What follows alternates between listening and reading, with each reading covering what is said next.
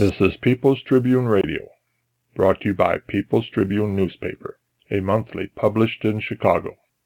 From the streets, Dateline, August 2014, Benton Harbor, Michigan. News update of Reverend Pinkney's fight against corporate dictatorship of Whirlpool Incorporated. For more background information, please refer to earlier podcasts titled Benton Harbor, Michigan, Fighting the Corporate Dictatorship, published in July 2014, and featured stories on the back page of the People's Tribune newspaper. Join us in listening to Reverend Pinkney's account of the most recent events in his struggle. Since the very last time that we met, there have been several new events. We went to court on June 5th, and the prosecutor ruled that you do not have to have evidence in order to go to trial, in order to convict someone, in order to send someone to prison. The judge also echoed the same thing. He said that you do not need evidence in order to bind somebody over for trial. You don't need evidence to even convict someone. We'll let a jury decide whether a person is innocent or guilty. So we decided that we was not going to take that laying down. We immediately filed with the court, the Michigan Court of Appeals. And right now, the Court of Appeals is hearing the case. What we're saying is that there are absolutely no evidence. When did you file? We filed probably about June the 9th. They're probably going to we asked for a stay. They was trying to push the trial ahead. They had scheduled the trial for July 21st. And they were doing everything within their power to make sure that the trial happened June 21st. Why did they want to cause the trial to occur so soon? Well, they was hoping more or less that my attorney would not be prepared. He had several trials before mine that he was getting prepared to deal with. Unfortunately for them, they thought that he would not be prepared and they was going to push it down his throat. But it just so happened on the same day that they had scheduled my trial, they had also scheduled the other trial. They had to put my trial off. So basically, that's what it was all about. They definitely weren't trying to do me no favor. We challenged them on several other issues. One, which is to me one of the most important issues, is that you can't bind a person over for trial if there is no evidence. You can't assume that someone committed a crime. You're innocent until you're proven guilty. But here in the state of Michigan, just recently, a young man was sentenced to 45 years in prison with no evidence. Fortunate for us, the trial will begin October 27th.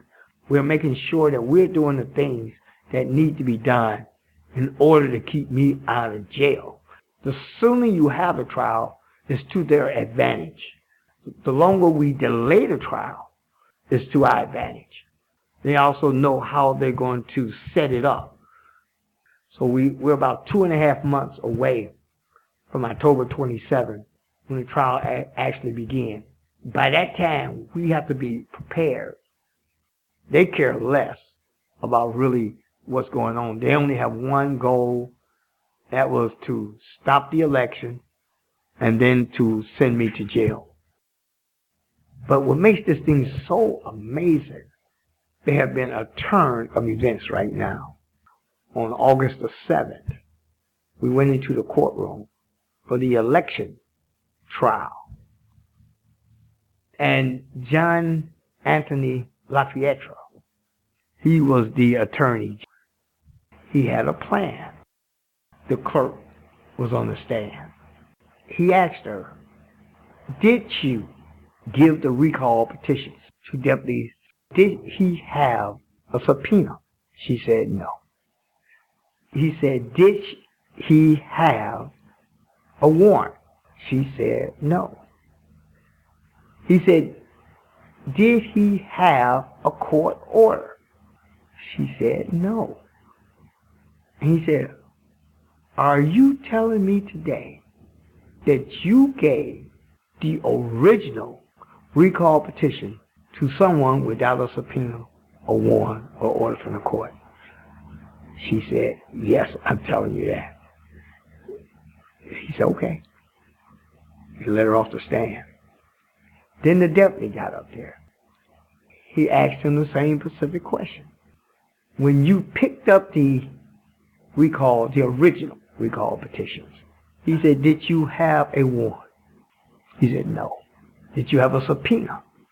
He said, no. He said, did you have an order from the judge? He said, no. He said, when you took the recall petition up to Lansing, did you have a warrant? He said, no. He said, when you gave him to the forensic guy, did he have a warrant? He said, no. He said, okay. And everybody was wondering, where was he going with this? Then he started talking about the duplicate signatures. The law says that if you sign twice, the first one is valid and the second one is eliminated. You do not eliminate both. So Curl and Tolliver eliminated both so they can get down below the required signatures for the recall. At the end, we had a total of about 100 good signatures that she had eliminated illegally. So then he told the forensic guy, because he said, well, someone used 2 inks to sign the date, and he believed that it was done by 2 different people. But that's only his opinion. So he said, have you ever made a mistake? He had to say yes. He said, okay. He let him off the stand. And they went into the closing arguments. He said, Judge, we got unclean hands here. We got the clerk, Curl and Tolliver. We got the detective. We got the prosecutor. They all got dirty hands. They have committed a crime under Michigan court law, which is punishable by 2 years in prison. You cannot remove documents from the clerk's office without a warrant or a subpoena or a court order. They have broken the law. And they have evidence that a crime has been committed by the clerk, also the mayor himself. But unfortunately for us, they're not going to police themselves. I would say I would never, ever be able to file that complaint here in Barron County. But here's what I did. I mailed the case in this morning, charging the clerk and also the deputy, the mayor himself, and used the whole group, which was a beautiful situation, because now we are in control. This is a counterattack. And the best part about it, we actually have the evidence to support exactly what we're saying. We have real evidence. Evidence you can put your hand on. So they're trying now to keep me from filing at all costs. I would say I would never, ever be able to file that complaint here in Barron County. They're going to block me here, so what I did, I mailed it off to the Attorney General. We plan to file a motion to have all the charges dismissed. Reason, they failed to get a warrant, a subpoena, or a court order. The evidence is contaminated. I do not believe that the judge would throw it out, but we can use it in the trial. Just another weapon that we have. They also would understand when you send SWAT team to someone's house when you don't have the evidence, when you're willing to call martial law, blocking off the streets. With your SWAT team, you go all over the city looking for my car. And we're talking about some recall petitions. Can you imagine how much they spent on that one raid And they was all night out because I was gone all night. So they had to be out all night looking for me, all night long. I tell you the truth. They do not want you to do any recalls of any of their local officials that supports them. If you do a recall, they'll warn you. They'll tell you that the sheriff will be out. He's coming out whether you like it or not, kicking in doors, telling you that you may have committed a crime, all for signing a recall petition, and also to keep you in your place. And here's the thing, we must understand, it's not black against white. It's the rich against the poor. And what they believe in, protecting property, that's the number one issue. And that's what they do around here. They care less about whether you have food on your table. They care whether you have housing. They care less about stuff like that. That's why we have to learn to work together and fight this battle. They would love to change the name Benton Harbor to Harbor Shores. It would be for the elite, the rich, and not the poor. Nothing like our Gene Clark Park is with the beach, the dunes. It's really just a beautiful thing to see. And what they have done, they have chopped it up so much. They have built homes on the beach. Everything that they should not have done, they have done. We're not going to allow them to continue to push us around without a fight. You can't win a fight unless you fight.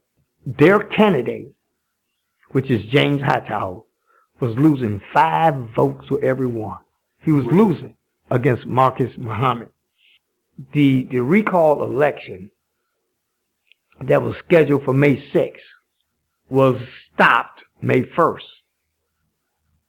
The reason why that Mayor James Hightower was losing 5-1, and they could not have Marcus Muhammad around the PGA. Absolutely. Marcus Muhammad would have been a representative of the poor, the have-nots, the homeless. He would have represented the people. He definitely would not become one of the puppets from Whirlpool Corporation.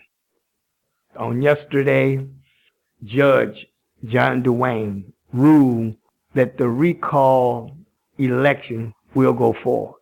He's saying that we have more than enough signatures to have the election on November 4th, 2014. He's in the process of retiring December 31st. Former Whirlpool Cornerstone Alliance attorney, a person by his decision decided that he was going to do the right thing. The last hurrah in his career. Nobody will believe that there's someone here in the city of Benton Harbor who is known around the world simply by what they do. I'm just a member of this community, but with the help of others, we all can have a great effect. And remember, it's not one thing, it's everything. Everything. That's what it's about. All right. Important dates. Reverend Pinkney's trial in Michigan, October 27th at the Berrien County Courthouse, St. Joe, Michigan. Come support him. November 4th, the recall election of Mr. Hightower, Mayor of Benton Harbor. Contact the People's Tribune at 1-800-691-6888 or email info@peoplestribune.org. Visit us on the web at peoplestribune.org. We need a new economic system that meets the needs of the people. Help us. Please subscribe and order bundles to give to your friends. The People's Tribune intends to bring the movement together with a vision of a cooperative world and a strategy to achieve it. We welcome you to send us your story